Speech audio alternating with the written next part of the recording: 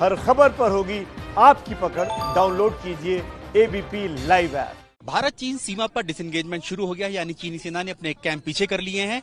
इसके बावजूद भी भारत और भारत की जो सेनाएं हैं उनके किसी भी तरह से सुरक्षा जो है लाइन ऑफ एक्चुअल कंट्रोल की, उसमें कोई भी कोताही नहीं बरती जा रही है।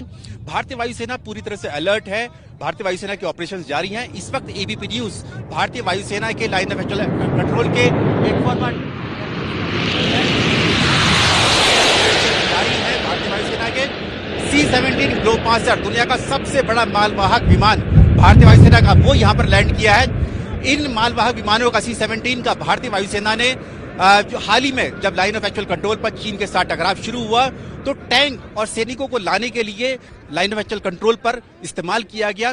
बड़ी तादाद में इन C-17 ग्लोबमास्टर ने भारतीय सेना के लिए यानी थल सेना के जो टैंक हैं और बाकी जो हैवी वेपनरी है उनको यहां पर लेकर आए, यानी कि जब लाइन ऑफ एक्चुअल कंट्रोल पर शुरुआत हुई टकराव की और चीन ने अपना बिल्टअप किया तो उसकी मिरर डिप्लॉयमेंट के लिए थल सेना ने भारतीय वायुसेना की मदद ली और भारतीय वायुसेना की पूरी मदद की इन C-17 ग्लोबमास्टर ने, IL-76 ने, C-130J सुपर हरक्यूलिस एयरक्राफ्ट ने, इन सब ने, और उसके जरिए ही बहुत जल्दी ही भारतीय थल सेना ने अपना जो बिल्टअप करना था लाइन ऑफ एक्चुअल कंट्रोल पर उसको पूरा कर लिया। इस वक्त एबीपी न्यूज भारतीय वायुसेना के एक फॉरवर्ड एयरबेस पर मौजूद है, जहां पर हम लोग देखने जा रहे हैं, देख रहे हैं कि किस तरह से अभी भी भारतीय वायुसेना पूरी तरह से अलर्ट है। किसी भी तरह से कोई भी चुनौती का सामना करने के लिए चीन से यहां पर मालवाहक विमान यानी कि ट्रांसपोर्ट एयरक्राफ्ट के साथ साथ यहां पर जो फाइटर जेट्स हैं, हेलीकॉप्टर्स हैं, उन सब के भी ऑपरेशंस जारी हैं। वो भी हम देखेंगे कि किस तरह से हमारी देश की जो एयर स्पेस है उसकी कैसी सुरक्षा करते हैं भारतीय वायुसेना के फाइटर जेट्स। पिछले 2 महीने से जब से भारत और चीन की सीमा पर तनाव की स्थिति, तब से भारतीय वायुसेना के फ्रंट लाइन एयरबेस हैं वो सभी पूरी तरह से अलर्ट हैं। भारतीय वायुसेना को निर्देश दिया गया है कि 8 मिनट के अंदर कॉम्बैट रेडी रहना है और इसीलिए पिछले 2 महीने से लगातार भारतीय वायुसेना के जितने भी एयरक्राफ्ट है, चाहे वो ट्रांसपोर्ट हो, फाइटर्स हो, हेलीकॉप्टर्स हो, वो पूरी तरह से अलर्ट हैं और इसी तरह से लगातार पिछले 2 महीने से सॉर्टीज कर रहे हैं। यहाँ फ्रंट लाइन एयरबेस पर जो ट्रांसपोर्ट एयरक्राफ्ट जैसे C-17 ये ट्रांसपोर्ट एयरक्राफ्ट अभी यहाँ से टेक ऑफ किया है, ये सभी की कोशिश यही रहती है कि जितनी भी थल सेना को जरूरत हो, जो लाइन ऑफ एक्चुअल कंट्रोल पर सैनिकों को पहुंचाना हो या फिर उसके साथ साथ जो उनकी वेपनरी है वो पहुंचाना हो। साथ ही हम देखेंगे तो वहां पर चिनूक हेलीकॉप्टर्स हैं, वो भी वहां पर खड़े हुए हैं। चिनूक हेलीकॉप्टर्स जो पिछले साल भारतीय वायुसेना ने अमेरिका से लिए थे, इनका बहुत ज्यादा इस्तेमाल किया गया इन हेलीकॉप्टर्स का। फाइटर एयरक्राफ्ट के साथ साथ जो हेलीकॉप्टर्स हैं, चाहे वो चिनूक हेलीकॉप्टर्स, हैवी लिफ्ट ये हेलीकॉप्टर्स हैं जिनको इस्तेमाल किया गया। पहली बार इनको इस कॉन्फ्लिक्ट जोन में इस्तेमाल किया गया है, न केवल पूर्वी लद्दाख में बल्कि और भी जो लाइन ऑफ एक्चुअल कंट्रोल से सटे हुए जो इलाके हैं वहां पर भी इनका इस्तेमाल किया जा रहा है सैनिकों को ले जाने के लिए। और साथ ही जो फ्रंट लाइन जो एयर स्ट्रिप्स हैं, क्योंकि ये वहां पर लैंड कर जाते हैं हेलीकॉप्टर्स, तो इन सैनिकों को क्योंकि जानकारी मिल पाई है कि जो थल सेना की जो कोर तो यहाँ पर तैनात है, उसके साथ साथ अतिरिक्त डिविजन्स भी यहाँ पर तैनात की गई, यानी कि कम से कम 25 से 30 हजार सैनिकों को और अतिरिक्त जो प्लेन्स है यानी मैदानी क्षेत्रों से लाया गया, वो सब इन्हीं ट्रांसपोर्ट एयरक्राफ्ट और ट्रांसपोर्ट हेलीकॉप्टर्स ने मदद की। जब से भारत चीन सीमा पर तनाव शुरू हुआ है तब से भारतीय वायुसेना की जितनी भी एयर स्ट्रिप्स है, फॉरवर्ड एयरबेस की स्ट्रिप्स हैं, एडवांस लैंडिंग ग्राउंड हैं, चाहे वो दौलत बेग ओल्डी हो या फिर फुक्चे हो, न्यूमा हो, सब जगह पर अलर्ट है। ये C-130J सुपर हरक्यूलिस है एयरक्राफ्ट, जिसने 2013 में दुनिया की सबसे ऊंची जो एयर स्ट्रिप है दौलत बेग ओल्डी यानी DBO पर लैंडिंग की थी।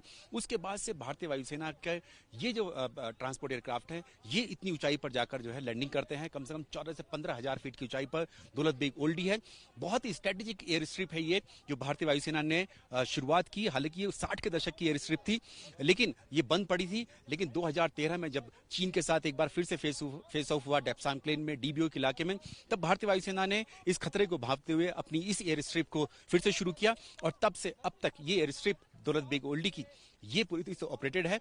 और जब अब पिछले 2 महीने से, मई के महीने से भारत और चीन की सीमा पर तनाव शुरू हुआ, टकराव शुरू हुआ, गलवान घाटी में हिंसा हुई, उसके बाद से इस दौलत बेग ओल्डी पर एयरक्राफ्ट जो हैं वो लैंडिंग कर रहे हैं, जैसे कि ये C-130J सुपर हरक्यूलिस है। भारतीय वायुसेना के जितने भी फाइटर जेट्स हैं, सुखोई 30 MKI या फिर MiG-29, वो सभी लगातार कॉम्बैट एयर पेट्रोलिंग कर रहे हैं। चीन के साथ भारत की जो बातचीत हुई है, डिसएंगेजमेंट की भी बातचीत शुरू हो गई है, डिसएंगेजमेंट शुरू भी हो गया। इसके बावजूद भी भारतीय वायुसेना पूरी तरह से अलर्ट है, क्योंकि भारतीय वायुसेना और भारत ने जो गलती की थी उसको दोहराना नहीं चाहता है और इसलिए यही वजह है कि जो भारतीय वायुसेना है उनके फाइटर जेट्स पूरी तरह से अलर्ट हैं और ये कॉम्बैट एयर पेट्रोलिंग लगातार चल रही है, चाहे दिन में हो रात में हो। भारतीय वायुसेना के जितने भी फाइटर जेट्स हैं वो सभी इस तरह के ही कॉम्बैट एयर पेट्रोलिंग कर रहे हैं, ताकि अगर चीन की तरफ से भी किसी भी तरह से अगर चीन की वायुसेना अगर हमारे एरिया में आने की कोशिश करती है, हमारी सीमा में आने की कोशिश करती है, तो उनको खदेड़ दिया जाए यहाँ से। और अगर डॉग फाइट भी किस तरह से होती है, अगर चीन के साथ होती है, जिस तरह के हालात बने हुए हैं, उसके लिए भी पूरी तरह से तैयार हैं भारतीय वायुसेना के सभी फाइटर जेट्स और सभी फ्रंट लाइन एयरबेस। भारतीय वायुसेना की ताकत में जो सुखोई 30 MKI की जो ताकत बढ़ी है, वो उसकी में ब्रह्मोस मिसाइल जो इंटीग्रेट की गई है उसको लेकर है। ब्रह्मोस मिसाइल भी आप ले जाने में सक्षम है।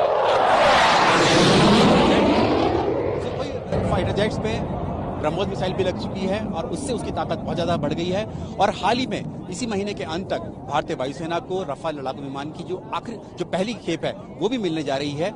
उससे भारतीय वायुसेना की ताकत में और ज्यादा इजाफा हो जाएगा, क्योंकि जो रफाल लड़ाकू विमान है वो दक्षिण एशिया में उनको गेम चेंजर माना जा रहा है, क्योंकि उसमें खास तौर से मीटियोर मिसाइल जो लगी हुई है, स्कैल्प मिसाइल जो लगी हुई है, उनसे वो ऐसी मिसाइलें हैं जो पाकिस्तान तो क्या चीन के पास भी नहीं है। और इसीलिए ये माना जा रहा है कि रफाल लड़ाकू विमान के भारतीय वायुसेना के जंगी बेड़े में शामिल होने से भारतीय वायुसेना को, भारत को चीन पर एक बड़ी बढ़त मिल सकती है।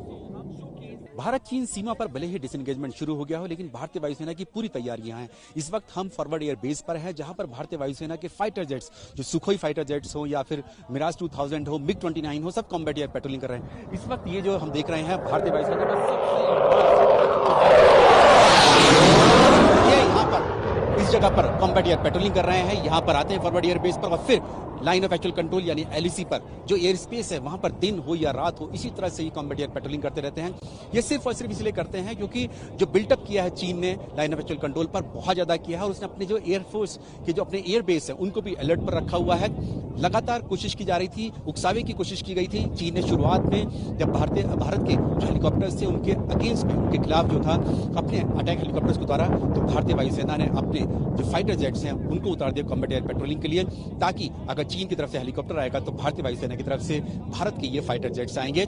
सुखोई जो फाइटर जेट्स हैं, भारतीय वायुसेना के 250 से भी ज्यादा फाइटर जेट्स हैं, और इसके साथ साथ अभी 12 और सुखोई विमान जो हैं वो आने वाले हैं, जिसके लिए मंजूरी रक्षा मंत्रालय ने दी है।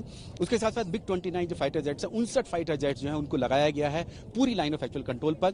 21 और मिग 29 हाल ही में जो सौदा हुआ है, मंजूरी दी गई है सौदे के लिए, रूस से खरीदने के लिए।